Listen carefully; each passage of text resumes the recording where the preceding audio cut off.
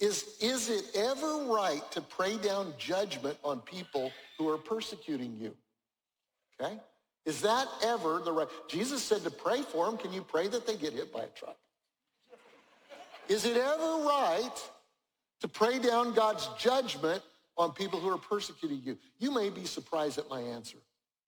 My answer is yes, it is, and I'm going to tell you why. I think it's hugely important to do it, as a matter of fact, because that's how you transfer your anger and potential bitterness to God, okay? If you don't do anything with it, it's going to fester. I'll show you scripture. Jesus did that and was our example. In fact, 1 Peter 2:23, and you know who Peter was. Peter was the disciple that had a quick trigger, and he's amazed by Jesus. And he says this is talking about when Jesus was on the cross. When they hurled their insults at him, I wish we had time to develop this. I can't even imagine. He's naked on the cross and in horrible pain, and they're insulting him, okay? He did not retaliate. He could have, but he didn't. When he suffered, he made no threats. Instead, now I just want to say this, if that scripture just ended with he made no threats, it is of very little use or hope to me. Why? Because he's God and I'm not. Jesus can do it. I can't necessarily do that. But let me just say, it says instead, Jesus was fully God, fully man. What does that mean? I don't know. I don't understand it. I trust it. In his humanity, he's got all this building up. He had the same stuff that we have. But it says, instead of just spewing it out, it says he entrusted himself to him who judges justly. Okay? Here's what he's saying. He's saying, in my humanity, I have no idea what's on that guy's mind. I have no idea what her background is. I have no idea what their intentions are. I can think, but I don't know the beginning from the end as in my humanity. And so I'm going to trust God, who knows it all, to judge justly. And here's a point, y'all.